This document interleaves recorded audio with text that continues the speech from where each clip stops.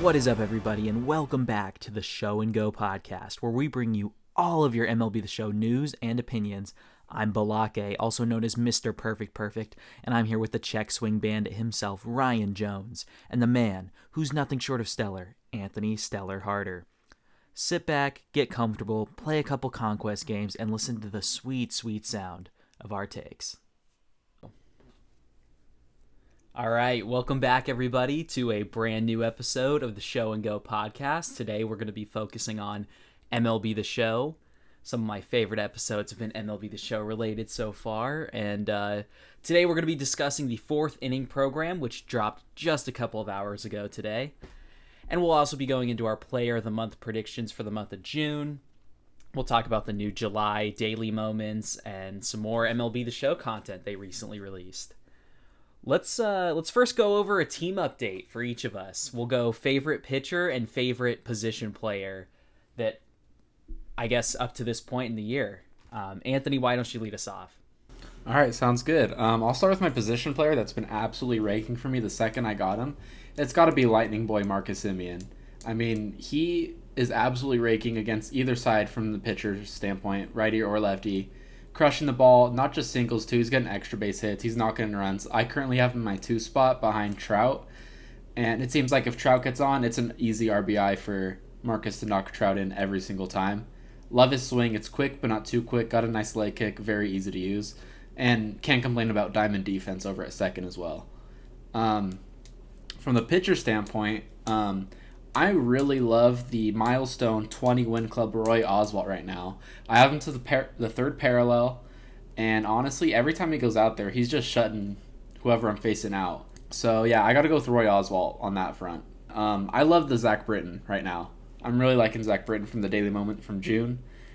And yeah, I feel like he's pretty good against both sides of the plate. That sinker is disgusting, especially if you mix it well with the fastball and the slider. So I'd say Britton, definitely. Blake? Fun fact about Britton, the sinker velocity ranges, according to his card, from 93 to 100. And I've actually seen him throw 101 on the sinker. So I don't know. I mean, obviously we don't have any control over his velo, really, but mixing up his sinker is going to be deadly, especially lefty-lefty. He's really tough to hit. I'll go into my favorite player so far. I think for the pitcher, this is a guy who's been holding up for me the entire year. I still haven't found a pitcher that's better than Corbin Burnes. I know Cabrera and Crochet are popular picks on Hall of Fame, but nothing beats the control velocity combo of Corbin Burnes. I mean, he is so hard to hit when you're dotting 97, 98, wherever you want it. He's easily been my best pitcher this year. As far as position player, I'm going to go pretty basic. I'm going to pick Chipper. I recently got him. And the thing that sets him apart, other than his switch hitting, good defense, outstanding hitting, other than that stuff, is I feel like his power plays up. Like he's one of those guys that I notice has high power. Because you don't have to square it up. You don't have to perfect it to get the ball out. That's definitely why I love Chipper at this point. There are some guys in my lineup where I feel like I have to perfect it to get the ball out, and that's fine. But with Chipper, not a problem. As far as relievers go, again, another guy I've been rocking all year that is not coming out of my bullpen anytime soon is Lee Smith, 95 overall. He is incredible against righties and lefties. Against lefties, you just throw cutters inside. They can't touch it. Righties just throw the slider away and mix in a fastball every now and again. And nobody's going to touch him. I even like him over guys like Goose or like Chapman from the left side. I mean, he's easily been statistically my best reliever so far. All right, sounds good. The guys I want to highlight, Joe Torre has been a menace behind the plate for me. He plays great defense. I'm hitting like 350 with him. And his PCI size is huge, even on Hall of Fame difficulty. So I think he's an elite catcher at this point in the year. Starting pitchers, I just threw a game with DeGrom. 10 inning game, 23 strikeouts. It went 15. I don't want to talk about it, but He was electric. Anthony, You can just admit you and your opponent were boosting for your pitcher stats. Because didn't you say Crochet went 9 innings against you? Crochet went 9. I went 10 with DeGrom. Yes. And I lowered his ERA down to .21. In 43 innings, I have 70 strikeouts and 0 walks. He has been the best pitcher for me by far. And they made him even better. Like, 80% of those stats are before he got outlier, before his control got boosted. He's insane right now. Plus he hits. He smacks the ball. Yeah, don't sleep on live series DeGrom. He just got a buff with outlier and increased control. And I think they even upgraded his break a little bit. So Yep. On his off speed. hopefully, people don't figure that out anytime soon, because I do not want to face DeGrom in every ranked game. And then sticking with outlier for relievers, I want to go Rob Dibble. He is by far the best reliever in the game for me. I'd take him over Mo, Araldis, Lee Smith, anybody. Just the amount of deception you can have with tunneling his 3 pitches, it's insane. But let's segue into the program that just dropped, 4th inning. All right, 4th inning program. I'm sure you've already seen the bosses, but we'll go over them again. We have, leading us off, 99 overall, Wander Franco. Now, Wander was announced already, and they did just boost his 91 to a 99. So his 99 stats are roughly the same as his 99 boosted stats were. They're slightly better, though.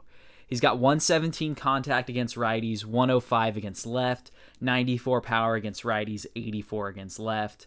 He's got diamond fielding with 87 fielding, 92 arm strength, and 84 speed. So him being a switch hitter, being able to play 3 infield positions, he's a 5-tool player. He's going to be tough to beat. I don't know if there's a better middle infielder. I mean, he's the first 99 overall shortstop in the game. And honestly, I think it's going to be hard to pick the other 2 guys. Ryan, what you got? Can I point out, so it is 4:01 as we record this, 4 hours since the update. 2 people already have Wander Franco to the first parallel. Wait, really? Yes. I thought you were going to say 2 people have him. No, at all. 2 people have him paralleled already. Well, can't that be that they just kept drafting in BR until they got him? Oh, yeah. Yeah. Yeah, they probably just drafted that's him. true. I wouldn't be surprised still. Even then, though, somebody had to get him. Yeah. Like how could you even do that without an XP glitch? I would love to know. All right, moving on from Wander, we got Eddie Murray, switch hitting first baseman. He's got 100 contact right, 125 contact left, 101 power right, 104 power left. So an amazing hitter, comparable to David Ortiz, and he's a switch hitter. He's also got diamond defense at first base with 92 fielding, 81 arm strength, and he's got 50 speed. So easily one of the best first basemen in the game.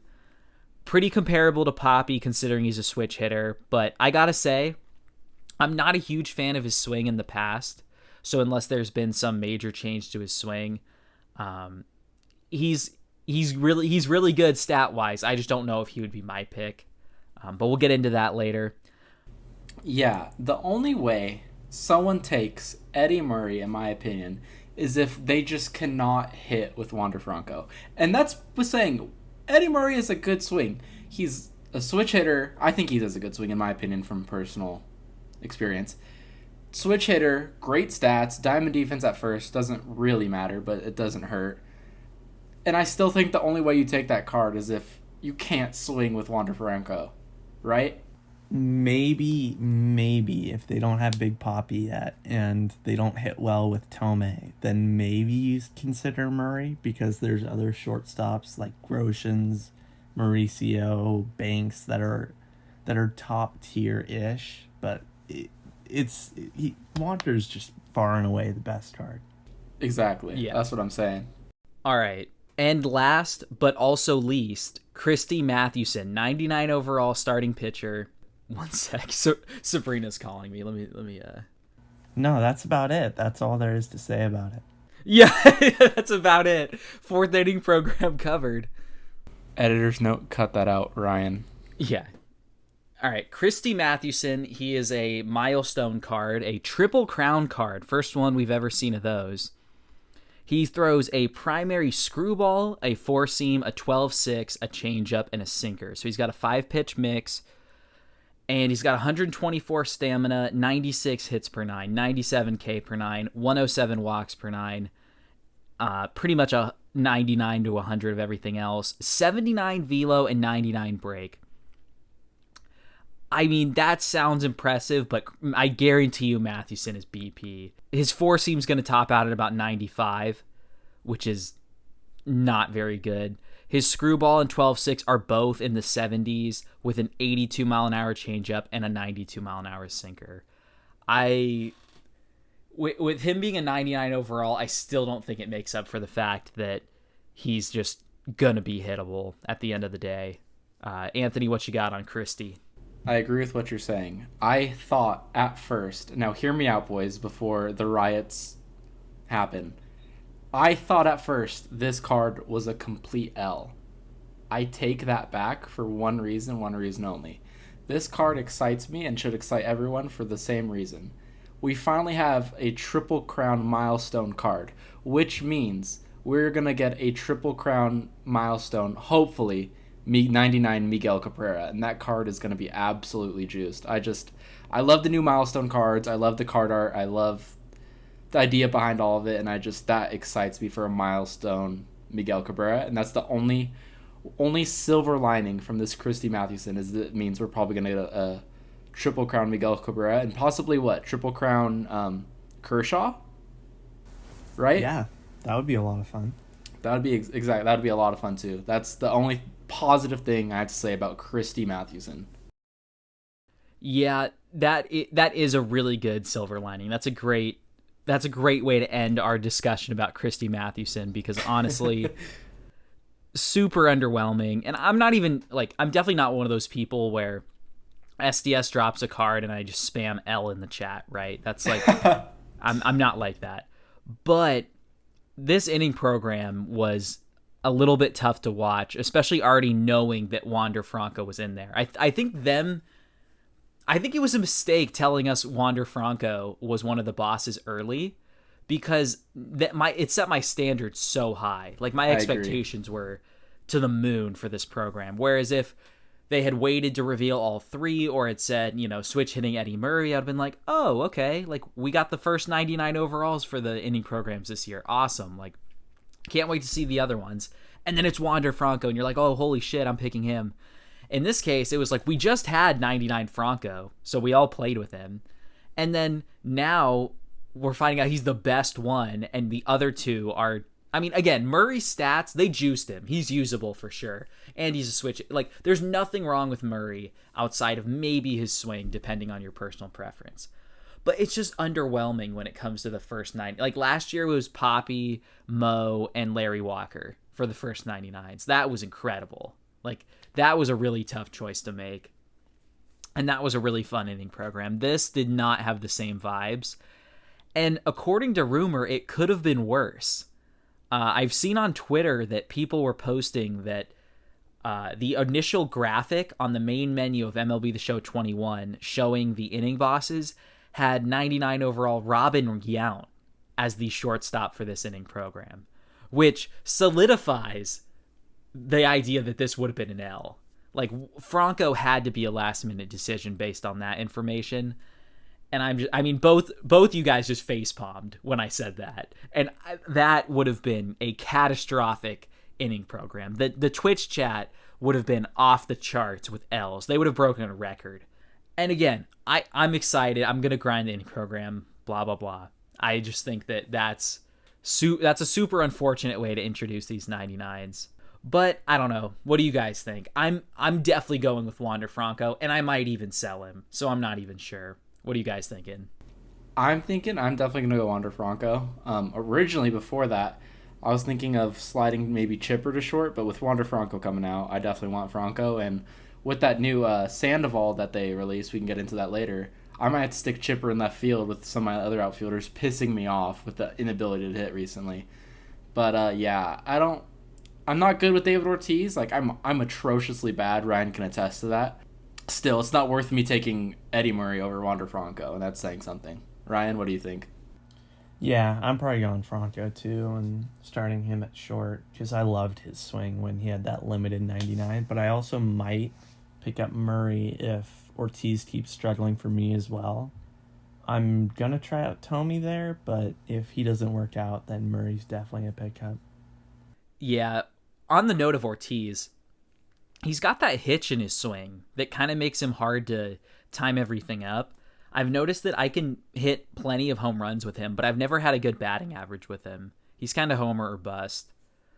But yeah, it's unfortunate. I mean, we literally joked about how on the podcast one of us was going to have to take Christy Mathewson and one of us was going to have to take Eddie Murray, and we just couldn't do it. Couldn't lie to you guys. I felt so bad for Robert Flores on the SDS live stream. For those of you that didn't see it, he's a MLB Network analyst. He's amazing. Plays MLB The Show. He just had to sit there and lie through his teeth that these were good cards. And I felt so bad because you could tell in his beautiful eyes, great camera quality, you could tell he was like, these cards are not touching my lineup. He admitted that he's not no money spent. Like, he bought Trout like day one. So I'm like, this man is not, Eddie Murray and Christy Mathewson are not touching this guy's lineup. Like no shot. So poor Roflo. I mean, the man plays MLB The Show just like the rest of us. He's one of us. But he had to go on that stream and tell us that those cards were good. One of us. One of us. But yeah, so I don't know. I felt bad for Roflo. Really cool that he was on there, though. Loved it. Loved to see him. That was a really cool addition. I think he's actually in the game, right? In like some of the Road to the Show videos. I would have loved it if they had Trevor May be part of the reveal in a program where he's one of the henchmen with the Classics pack. That would have been cool. That would have been cool. Speaking of that, let's go into the Classics pack. That Jock, man. That Jock. Jock Peterson Home Run Derby. If you guys haven't seen it, take a look at it. It is filthy. Same card from 19, but he's insane. 123 pop against both sides, and he can play first base. Like, this is the most automatic BR pick I've ever seen in my life. You definitely just took the words right out of my mouth. I was going to say, this is a BR beast and a half. You can stick him at first with that horrible defense and that bad speed. Definitely not wanting to put him in the outfield by any means, but with those hitting stats and not bad vision considering, that's a damn good BR card. Definitely would take him over many other low diamonds. 100%. Yeah, Jock's going to be a monster. Pretty much the polar opposite of Jock is Tommy Edman. High contact guy, gold defense, 85 speed, can play outfield, infield, pretty much everything. He's got a great swing, so I wouldn't discount him as a good BR pick either because I like Tommy Edman's swing, and I would consider picking him depending on the round, of course. He doesn't really have a weakness. And his power, Edman... 70 and 85, that's more than substantial. That'll play. That will play. That's a perfect homer, right? Yep. So, with Trevor May, again, Ryan, great idea. Would have been awesome if he could have announced his own card. But he's got 102 hits per 9, 108 Ks per 9. And he throws a 4-seam slider, changeup, 12-6, 84 velo, 93 break. He's actually pretty good this year. I think I had him on my 12-0 run, his live series. So I would definitely, again, depending on the round, consider using him. And reliever isn't super deep this year, so he's a really solid pick. Anything else to say on these classics? I think it's a W of a pack. I think this is a harder choice. I mean, I think Jock is the easy pick, in my opinion. But depending on what you need, this is a more difficult pick than the boss pack at the end of this program, which, I mean, they did a good job on the classics pack for that sake then. All three of those cards also will make every no money spent spot. Those are filthy cards that boost up a lot of teams. definitely. Next, we got the 100,000 XP 4th inning diamond pack, which includes 89 overall Raleigh Fingers, 88 overall Tony Perez, and 88 overall John Smoltz. I mean, Raleigh, we used Raleigh all last year for his high diamond from the XP reward path. And this card obviously is only an 89, but he's got the sinker, the slider, the forkball, and the four seam. He's got 83 velo, 91 control, 92 hits per 9, 101 Ks per 9. With his windup, that's another no money spent budget beast. I mean, he's gonna make a lot of guys' pens better. What do you guys think about the 100,000 XP pack? I mean, you could say the same thing about Smoltz. This card could definitely be a good no money spent budget starting pitcher. 5 pitches, decent differentials, not great. Obviously, he's only an 88 overall, but okay per 9s, good stamina, good control. Like Ryan said, another just no money spent beast for these players that don't want to spend too much money on a pitcher. Definitely reliable pitcher, I'd say. Tony Perez also, don't sleep on him. If his swing is any better than last year, then his stats could elevate him pretty high up. He's 91, 95 against righties. That'll play for sure in BR. Yeah, reverse splits, 96 contact against left. That's pretty damn good. Parallel him once and he has silver. Oh yeah, silver defense if you parallel him. Yep. Plus you can stick him at first base. Yeah. Why don't we? Well, we'll briefly mention the newest headliner is 96 Dwight Evans, and as a Red Sox fan, love the card. He's definitely going to end up on my. Okay, all right. Huge L. Considering we're coming off Rizzo, this is kind of an L because that Rizzo card was amazing, and this Dwight Evans card does not excite me, especially with his swing. Yeah, that's Evans' biggest problem. Is like he plays outfield with 94 fielding and 99 arm strength, 57 speed is average, whatever. But like he's such a good defender, and he's good at the plate too. 89 power, 87 power against lefties, 114 contact against lefties, 92 contact against righties. That's well more than enough to play. But his swing, like what the hell is that? He's got like 3 toe taps, and then you're late on the fastball. Like I don't understand how anybody can hit with that card. Whoa. Not late on the fastball. You'll be late on a changeup with the toe tap. Yeah, you'll on, be late on a 12-6 curve in the dirt. He's really tough to hit with, so I understand why comparing him to Rizzo is an L. But I think he's a cool card for an all-time Red Sox team. Moving on, we've got newest Topps Now cards. I think there's one in here that's going to be on everybody's BR team, might even make like God Squad's bench bat. You already know who it is. 91 Miguel Sano. He's 66 contact righties, 60 against left. That's above his live series. That's fine. That'll play. 122 against power against righties, 113 power against lefties. And he's got 70 fielding. He's got silver fielding and 42 speed. He can play first, third, left, and right. I mean, that is one of the best BR cards we'll see all year. And the card art is flawless. You got Sano with the bubblegum bucket on his head, high-fiving Josh Donaldson's mullet. That is incredible. What do you guys think about Topps Now? I didn't say all of them, but you can pick your favorites. Obviously, I gotta go with the Sano. I love his swing. I love using him, picking up his live series card for showdown drafts. And this card is just obviously a boosted version of his live series. But I just want to point out, he would have silver defense if you superfractor him for the outfield in left and right field.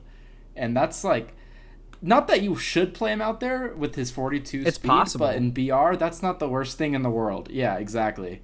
And I thought actually, that was worth mentioning. You only have to get him to parallel 4 because it's 5%, and the way they round it, 74 goes down to 70 in their secondaries. Oh, okay. So, yeah, even better then. But, yeah, I thought that was something worth mentioning. Ryan, what do you think? Anyone you want to point out? Just to be different, I'll point out this Kurt Casale. He has a decent swing from the moments, and, I mean, good hitting stats for a catcher, so he's something, but I mean, I wouldn't use the Urias in a ranked game whatsoever. You need to have a sinker to be successful, and the Santillan. I mean, he has good break, 99 on its slider, but that's about it. He's not deceptive whatsoever, so definitely just stick with Sano out of that.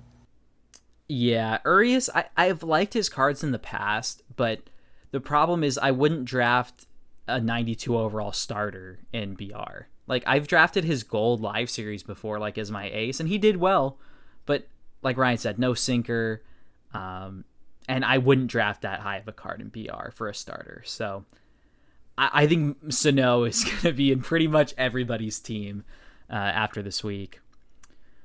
Moving on to a card that Anthony basically nutted over as soon as it was dropped. Pablo Sandoval, 97 overall milestone card. His milestone card is hitting for the cycle, which is really interesting because I would love to see a Brock Holt hitting only player in MLB history to hit for the cycle in the playoffs. Go ahead, Anthony. Let me hear your thoughts.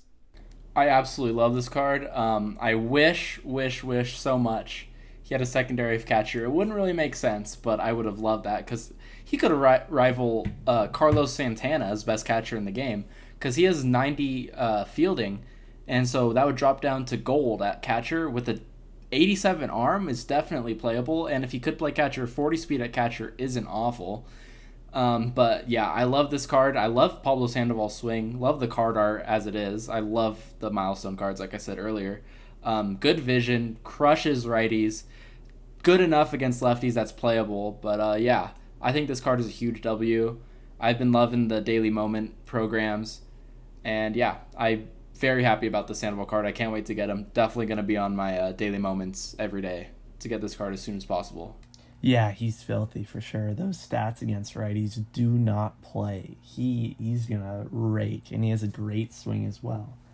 Before we move on from Pablo Sandoval, Ryan made a good point that considering that Pablo Sandoval legged out a cycle, getting that double and triple, it is weird that he does only have 40 speed, even though it may make sense for a Pablo Sandoval card, but it would have been nice for him to have a little bit more speed considering he did leg out a double and a triple at one point in that game when he got the cycle.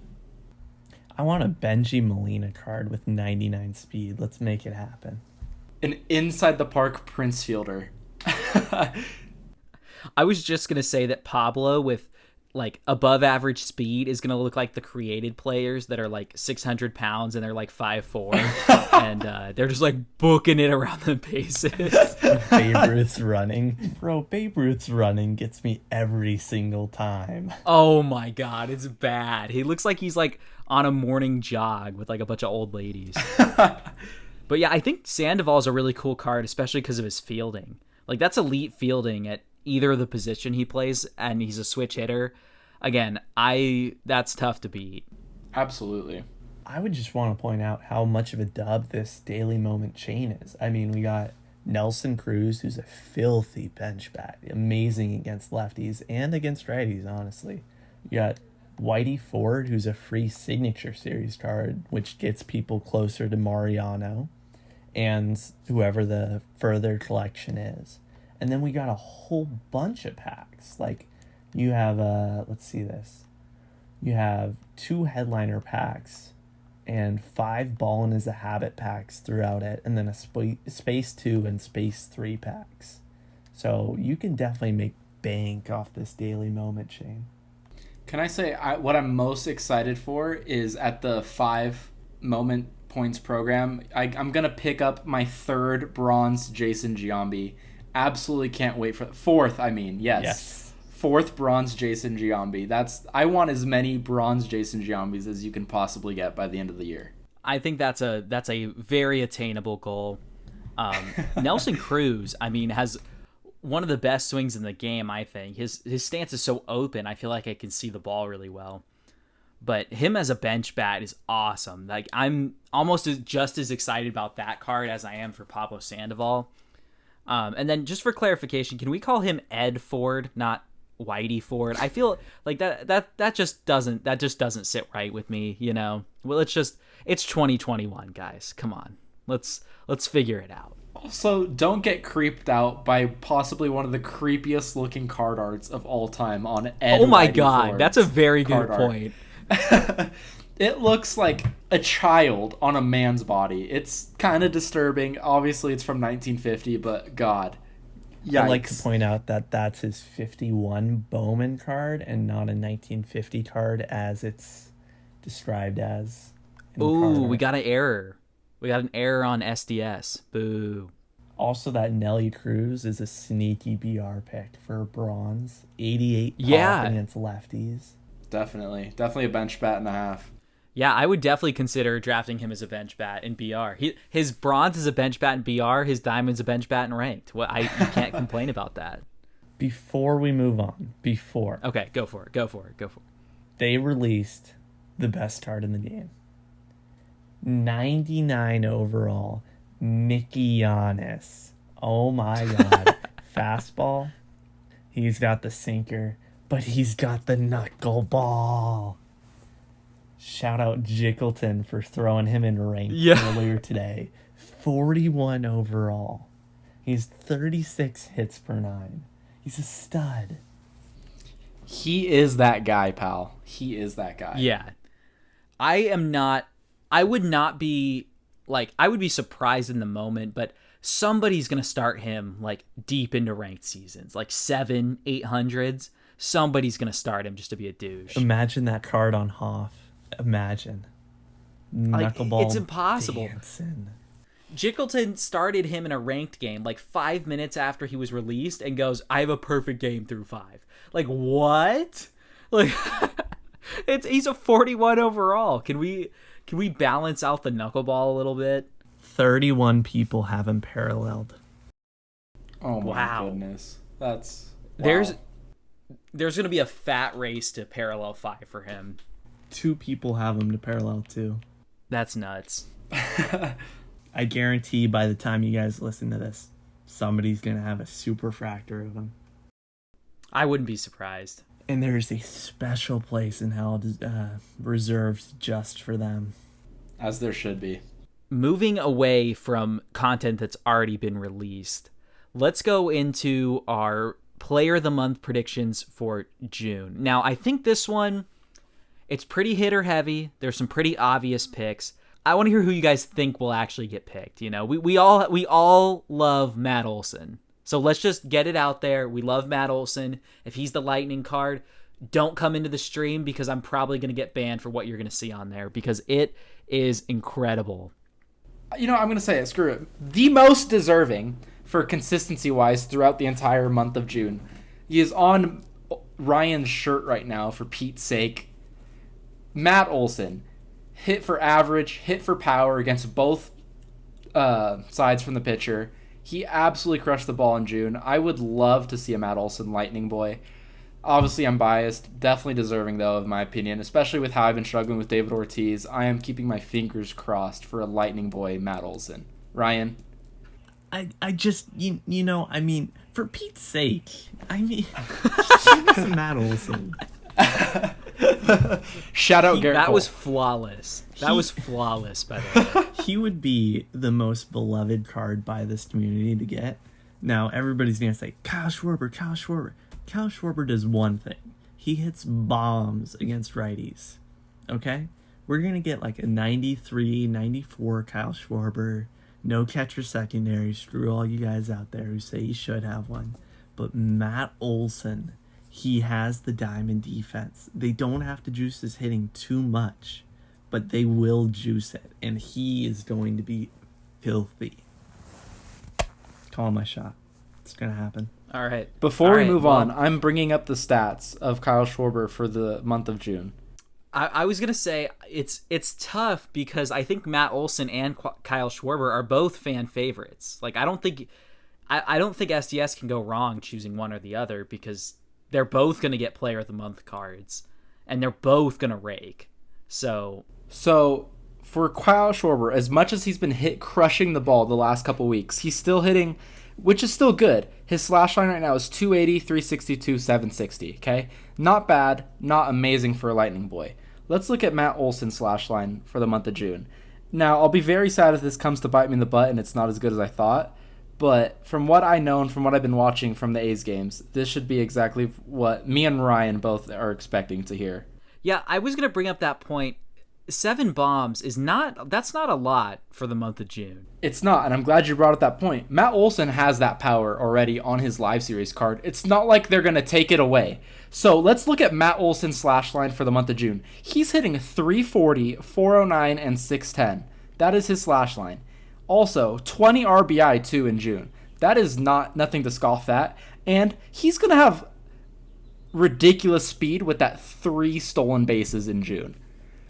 Obviously joking on that part, but Matt Olson has to be the most deserving of Lightning Boy with those stats. Me and Ryan are biased. Blake, what do you think?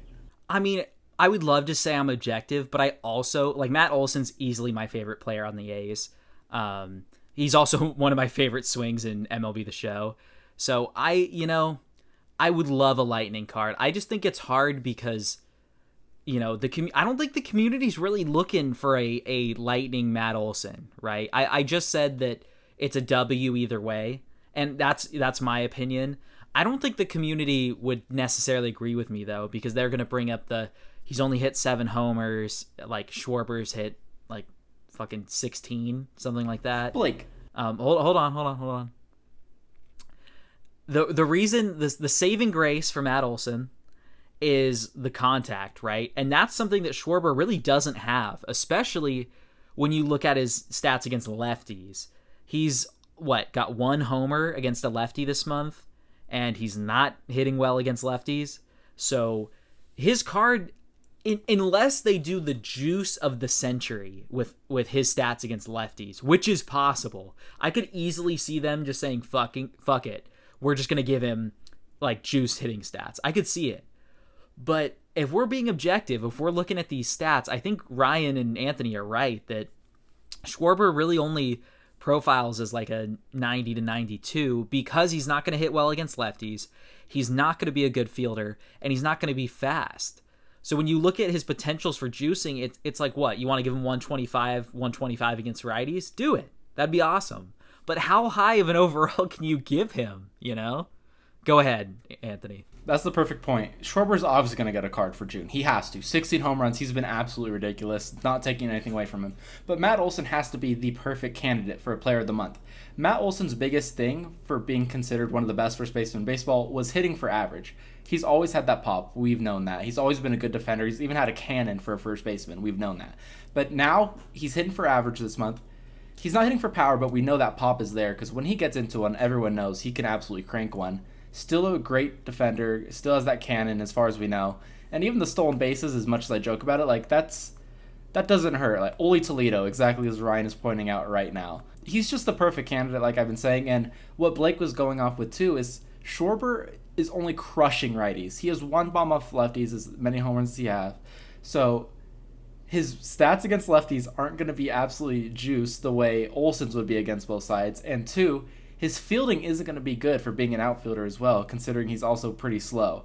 So that's just what I have to say. That's what I think. Ryan, what do you think? I would like to draw some comparisons to some past player of the months. All right, we got Jesse Winker, his insane month last month. Everybody thought he was the best player in the world, best hitter, right? He batted .330 with 7 homers. Now, Schwarber, obviously the homers are way higher, but he put up similar numbers. So and he's going to have similar defensive stats, if not worse, with Winker's 68 fielding, 82 arm. So if you look at his 89 overall, you say, how do you boost this all the way up to a 96, 97, 98 for a Lightning Boy? It's very difficult. Now, you look at the Lightning Boy that month, you got Marcus Semien. Similar hitting numbers, but he has gold defense, almost diamond. Matt Olson will have diamond defense if he gets it. You look at April, you got Vladdy with his insane April. He batted .350 with 7 homers, but he had bronze defense. And then you got the Lightning Boy, Byron Buxton, diamond defense again.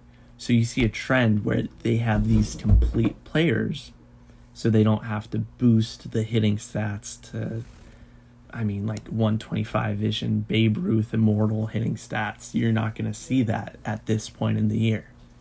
So it just really makes more sense for SDS to have Matt Olson as the Lightning Boy. Absolutely. I couldn't agree more. That's well said. Obviously, there's been all that hype with the dingers and the home runs with Schwarber, but if you look at the month, we talked about the stats. We don't need to repeat the slash lines. Matt Olson overall is just the most deserving of the card. Blake, do you want to add anything to that? Yeah, I think Ryan makes a good point that you have to, like, whenever you're predicting MLB The Show cards, you have to think about it from SDS's perspective with their overall system and who they've already given a card. I mean, if you look at the players of the month, or the team of the month for June, you got Schwarber, Mullins, and Gallo in the outfield. You got Donaldson, Correa, Albies, Vladdy at first. You got DeGrom on the mound, Ohtani at DH, Gary Sanchez at catcher, and Josh Hader as the reliever. Ohtani and Vlad could easily have Player of the Month cards if they hadn't already gotten one, right?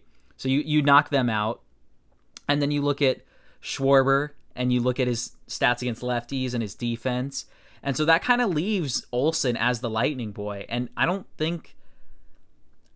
I mean, maybe they give, like, why would they give DeGrom a pitcher of them, like a Lightning Player of the Month? Like, it wouldn't happen. He already has a high diamond live series.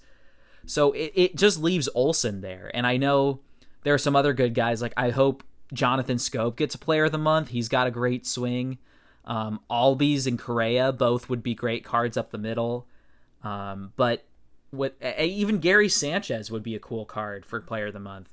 But they're going to be lower tier diamonds potentially. Like nobody has that Lightning potential to me like Olson does. So I hate to agree with you guys, but I don't see it being anybody else. I mean, what do you guys think about these lower tier diamonds? Since we all kind of agree on the Lightning Boy. Just one last note with Schwarber. One last note. He is batting .280 this past month. So there's no chance they juice his contact stats to an insane amount. He has 16 homers, yes. He has 0 doubles. So you said that one homer was off of a lefty. That's only one extra base hit off of a lefty the entire month. And so you can't juice his power against lefties that much. So you're really talking about just a one-dimensional hitting power against righties player. And you think you can boost that to a 97, 98? You can't. You can't. That is a perfect segue into what I wanted to bring up is what overall, because I think we're all in agreement that it's going to be Matt Olson as Lightning Boy, or we were hoping for. What overall do you think that they give Olson? Because they're not going to absolutely give him too much power, being that he's only hit 7 bombs. Like, we know what power he's going to have. I think it's going to be very comparable to his live series, since they're not going to juice it based on what we've seen so far. But they're going to juice his contact. They have to. He's hitting 340. He's not hit this much for contact in a while. His fielding's going to be there. His arm's going to be there. Speed won't be great, but it's not going to be bad. What overall do you think he's going to be? I think he might be a 98, possibly 99. I don't want to overthink it. I'm just going to follow the trend. You got Buxton at 95, Marcus at 96. Let's just go 97. Let's just keep it rolling. That's my prediction. I like Ryan's answer at 97. I do think it's interesting that we just saw the 99 overall inning bosses for the first time. I think now that we're seeing those guys being attainable, we could see Olson getting boosted up to a 99. But at this point, I don't see it. I'm going to go with like a 97. My problem, I've heard this on Twitter, and I think it's a valid point. It kind of sucks having a Player of the Month early on in the year, because you know they're not going to be as juiced as they could be if they had that same stat line of the month in like August or September, you know? Byron Buxton hit 436 in April.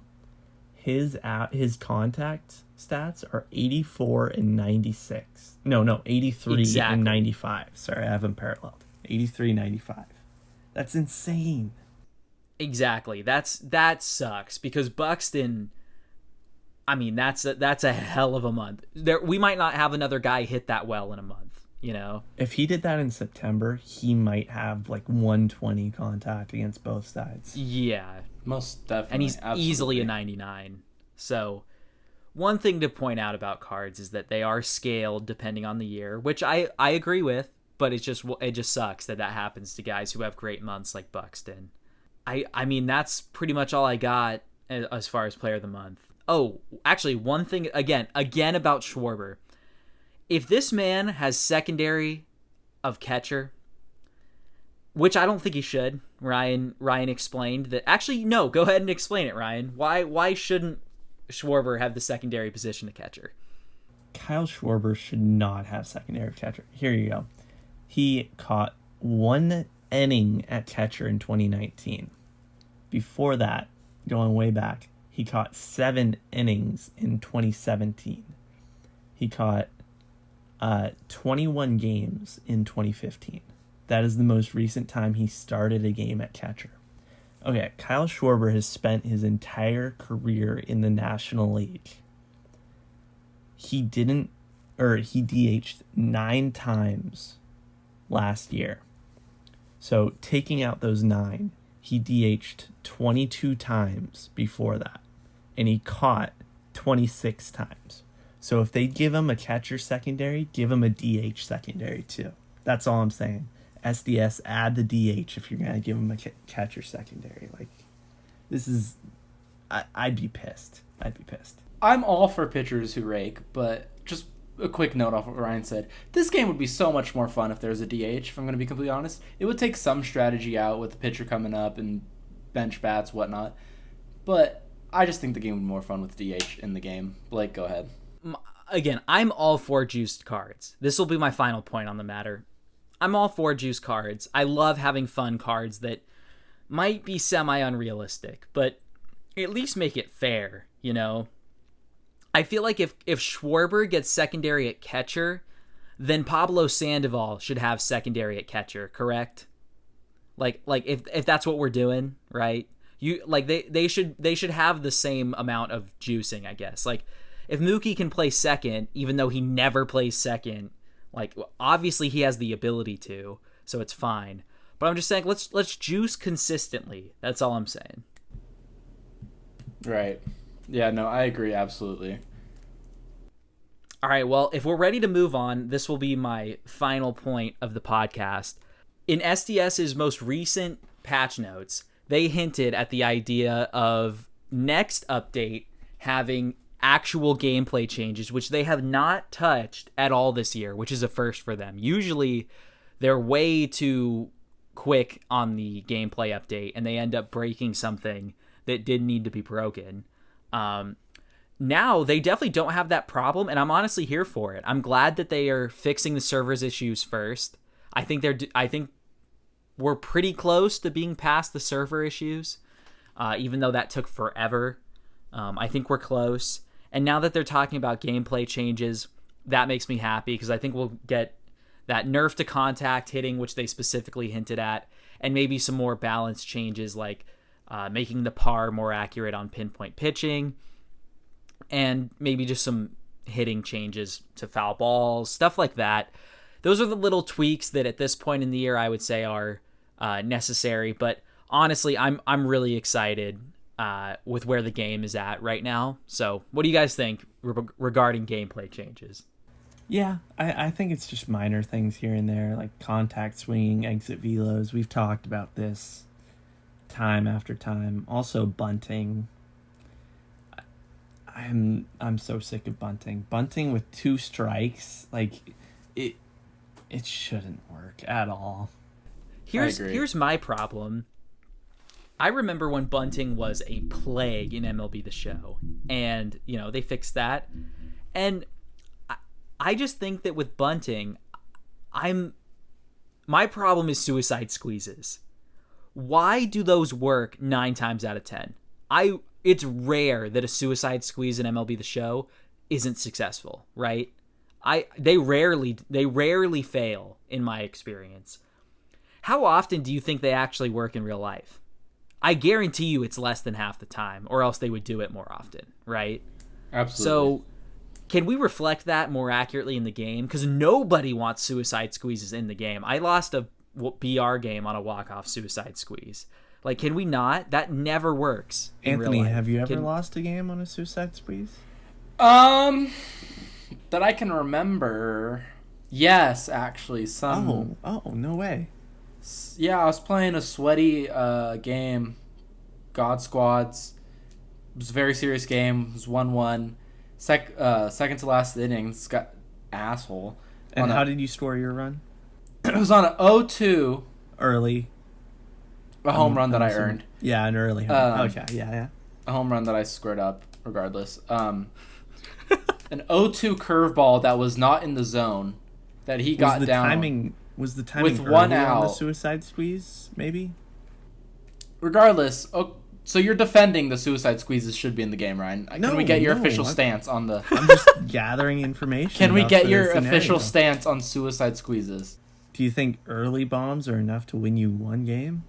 One run? More than suicide squeezes, yes, because if it's actually squared up... So, yes. If somebody earns one run and then gains another one in a less reputable manner, is that person the one who should win over somebody who lucks into one home run? Blake, I refuse to go into this toxicity. I'm just talking about... we're not talking about early home runs. We're talking about suicide squeezes. They should be the game, Blake.